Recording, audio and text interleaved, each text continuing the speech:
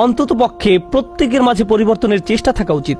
এই মানুষগুলোর আজ এই পরিণতির অন্যতম একটা কারণ হলো ভালো ভালো উপদেশ শোনার পরেও তারা নিজেদের পরিবর্তন করেনি। তারা শুনতে অস্বীকার করলো। মানে শ্রবণ করার দুইটা দিক রয়েছে, একদিকে কিছু কথা কানে প্রবেশ করা আর অন্যদিকে সে কথাগুলো নিজের জীবনে প্রয়োগ করা। আরবি ভাষার ক্ষেত্রে এই কথা যেমন সত্য, তেমনি ইংরেজি ভাষার ক্ষেত্রেও সত্য। যেমন যখন একজন বলেন আমি তাকে উপদেশ দেওয়ার চেষ্টা করেছি কিন্তু সে শোনেনি, এর অর্থ এটা নয় যে সে আমার কথা শুনতে পায়নি, বরং এর অর্থ হলো সে আমার কথা অনুযায়ী কাজ করেনি। তাহলে দেখা যাচ্ছে শ্রবণ করার মাঝে এই দুইটি দিক রয়েছে। কিন্তু পরের কথাটির উপর আজ আমি জোর দিতে চাই, অথবা যদি আমরা চিন্তা ভাবনা করতাম, যদি আমরা নিজেদের বিবেক বুদ্ধি প্রয়োগ করতাম। এই আয়াতের বাহিরে আরো বহু আয়াতে আমাদের বলেছেন একজন মুসলিমের নিয়মিত চিন্তা করা উচিত। এমনকি যখন সে কোনো শায়েকের কাছ থেকে কিছু না শুনে নিভৃতে বসে থাকে তখনও তার চিন্তা করা উচিত। আমরা সর্বদা চিন্তাশীল মানুষ, তো যে বিষয়গুলো আমাদের চিন্তাশীল বানায় তা হলো আয়াত। আল্লাহর নিদর্শনগুলোর উদ্দেশ্য হলো লাআল্লাহুম ইয়াতাফাক্কারুন লিকওমি ইয়াকিলুন লাআল্লাকুম তাকিলুন লিয়াদাব্বারু লিআয়াতি, যাতে তারা এর আয়াতসমূহ নিয়ে গভীরভাবে চিন্তা করে। আর আয়াত বলতে শুধু কোরআনের আয়াত বোঝানো হচ্ছে না, চারপাশে আল্লাহর যে বিস্ময়কর সৃষ্টি রয়েছে তাও বোঝানো হচ্ছে। যখন বাহিরে গিয়ে আকাশের দিকে তাকান তখন আপনার এটা নিয়ে চিন্তা করা উচিত। আমরা যখন বাহিরে কোনো গাছের দিকে তাকাই তখনও আমাদের চিন্তা করা উচিত। মুসলিমদের তো এটাই করার কথা। সবাই যা দেখে আমরা তো তা নিয়ে ভিন্নভাবে চিন্তা করি, তারাও দেখে আর আমরাও দেখি। কিন্তু আমরা যখন দেখি আমরা এর সাথে অন্য কিছুও পর্যবেক্ষণ করি, আমরা চিন্তা করার সুযোগ দেখি। তো আজকের খুতবাহ এমন একটি বিষয় নিয়ে যা অনেকটা উপেক্ষিত। আল্লাহ আজ্জা জাল্লা চান আমরা যেন এই সম্পর্কে চিন্তা করি। তিনি চান আমরা যেন ব্যাপারটা গভীরভাবে ভেবে দেখি। এভাবে দুটি বিষয়ের মাঝে পার্থক্য তৈরি হয় যখন আমরা ভাষা ভাষা কোরআন অধ্যয়ন করি এবং সামনে এগিয়ে যাই, অথবা আমরা থামি এবং আল্লাহ সুবহানাহু ওয়া তাআলা কি বলছেন তা নিয়ে গভীরভাবে ভেবে দেখি। তিনি এই অসাধারণ আয়াতে বলেন ওয়া আওহা রাব্বুকা ইলান নাহলি, আল্লাহ ওহী অবতীর্ণ করেন, আপনার রব ওহী অবতীর্ণ করেন। যখন বলেন আওহা রাব্বুকা, কোরআন যেহেতু রাসূলুল্লাহ সাল্লাল্লাহু আলাইহি সাল্লামের নিকট অবতীর্ণ কালাম, যখন বলা হয় আপনার রব অবতীর্ণ করেছেন, রাসূলুল্লাহ সাল্লাল্লাহু আলাইহি সাল্লাম যখন এই কথা শুনছেন তিনি হয়তো ভাবছেন আমার রব আমার প্রতি কোরআন নাজিল করেছেন। কিন্তু এই আয়াতে আল্লাহ বলছেন আমি আপনার নিকট অবতীর্ণ হওয়া ওহী সম্পর্কে কথা বলছি না, আমি মৌমাছির নিকট অবতীর্ণ হওয়া ওহী সম্পর্কে কথা বলছি। যেই প্রভু আপনার নিকট কোরআন অবতীর্ণ করেন তিনি মৌমাছির প্রতিও কিছু একটা অবতীর্ণ করেন। ব্যাপারটা নিয়ে একটু ভেবে দেখুন। মৌমাছি আমাদের অধিকাংশের নিকট গুরুত্বপূর্ণ কোনো বিষয় নয়। এমন নয় যে আমরা প্রতিদিন এটা দেখি। যদি দেখেন ভয় পেয়ে তাড়িয়ে দেন। আর যদি শহরে বাস করেন তাহলে তো আপনি এমনিতেই প্রকৃতি থেকে অনেক দূরে।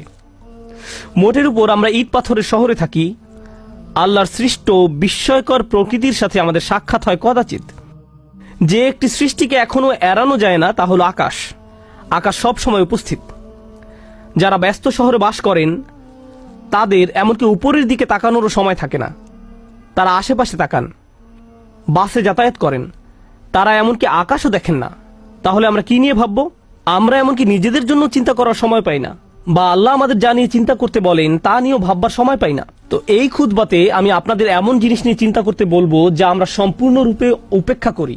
একটি মৌমাছি, বিশেষ করে আল্লাহ আজ্জা জাল্লা তার রাসূল সাল্লাল্লাহু আলাইহি সাল্লামকে বলেন এমন এক ধরনের ওহী আছে যা আমি আপনার নিকট অবতীর্ণ করেছি মৌমাছির প্রতি। সুবহানাল্লাহ। আমাদেরকে মৌমাছি নিয়ে চিন্তা করতে হবে, কারণ কোরআনে আল্লাহ যা কিছু বলেছেন সবকিছু আমাদের হেদায়েতের জন্য।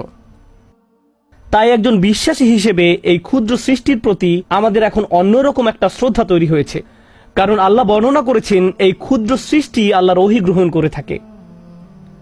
আল্লাহ এমন কথা গরু সম্পর্কে বলেননি, তিনি এমন কথা উট সম্পর্কেও বলেননি, তিনি পাখি সম্বন্ধেও এমনটি বলেননি। ওই প্রাণীগুলোর কথাও তিনি উল্লেখ করেছেন। তিনি বহু প্রাণীর নাম উল্লেখ করেছেন কোরআনে। অন্য অনেক সৃষ্টির কথা কোরআনে এসেছে, কিন্তু ওহীর ব্যাপারটি যা আমাদের মনোযোগকে বিশেষভাবে আকর্ষণ করেন, এই সৃষ্টির মাঝে বিশেষ কিছু রয়েছে যার দরুন আল্লাহ আমাদেরকে এর প্রতি মনোযোগ দিতে বলেছেন। আর এটা একটা ভাবনার বিষয়। প্রকৃতপক্ষে যদিও এটা আজকের খুতবার বিষয় নয়, ব্যক্তিগতভাবে কয়েক মাস পূর্বে যখন আমি এই আয়াত নিয়ে গবেষণা করছিলাম, আমি মৌমাছির উপর নির্মিত 5-6টা ডকুমেন্টারি দেখেছিলাম। কারণ আল্লাহ চান আমরা যেন এই জীবটাকে কদর করি। আল্লাহ একে ওহী দিচ্ছেন, তাই এই প্রাণীটি যাই করুক না কেন তার সাথে ওহীর একটা সম্পর্ক আছে। এটি ওহীর দ্বারা অনুপ্রাণিত হয়ে কাজ করে। আমি মৌমাছি সম্পর্কে বেশি কিছু জানতাম না, তাই আমাকে এই বিষয়ে অধ্যয়ন করতে হয়েছিল। আমি এই অধ্যয়নকে ইসলামী অধ্যয়ন মনে করি। ডকুমেন্টারি দেখে দেখে মৌমাছির জীবন প্রণালী শেখা এবং নোট করা আমার জন্য এটা আল্লাহর দ্বীন অধ্যয়ন করার নামান্তর। কারণ এই বিষয়টা নিয়ে আল্লাহ আমাদেরকে চিন্তা করতে বলেন। আল্লাহর এই কিতাব থেকে জ্ঞান এবং প্রজ্ঞা অর্জন করতে হলে আমাদের দৃষ্টিভঙ্গির প্রসারতা থাকা জরুরি। যাই হোক, এই আয়াতে আল্লাহ বলেন আনিত্তাখিযি মিনাল জিবালি বুয়ুতা। আল্লাহ মৌমাছির প্রতি ওহী নাজিল করেন। ইত্তাখিযি এর অর্থ সরাসরি আদেশ। ইত্তাখিযি এখানে প্রত্যাশিত ভাষা হওয়ার কথা ছিল আনতাত্তাখিযা মিনাল জিবালি বুয়ুতান, পাহাড়ে। এর বাসা নির্মাণ করা উচিত পাহাড়ে। ওয়া মিনাশ শাজারি এবং গাছে। ওয়া মিম্মা ইয়ারিশুন এবং তারা যে গৃহ নির্মাণ করে তাতে, অর্থাৎ মৌচাষীরা এর জন্য যে খাঁচা নির্মাণ করে, যে গৃহ নির্মাণ করে তাতে। তাহলে মানুষ তাদের জন্য যে খাঁচা তৈরি করে তাতেও এরা বাসা তৈরি করতে পারে। এখন আমরা এই আয়াত থেকে যা শিখি, প্রথমত আল্লাহ বিশেষভাবে উল্লেখ করলেন তিনি মৌমাছিকে সরাসরি আদেশ দিয়ে থাকেন। ইত্তাখিযি ব্যাকরণের দিক থেকে ফেলে আমরের মধ্যম পুরুষে ব্যবহৃত হয়েছে। আল্লাহ সরাসরি মৌমাছির সাথে যোগাযোগ করে বলছেন তার কোথায় বাসা বানানো উচিত। এই আদেশের আরেকটি অসাধারণ উপকার হলো, যদি কখনো মধু বা মধু উপজাত কোনো দ্রব্য খেয়ে থাকেন, পৃথিবীতে যার বিশাল বাজার রয়েছে, প্রকৃতপক্ষে এটা শুধু মধু নয়, অধিকাংশ খামার, উদাহরণস্বরূপ ক্যালিফোর্নিয়াতে রয়েছে পৃথিবীর সবচেয়ে বড় কাঠবাদামের খামার।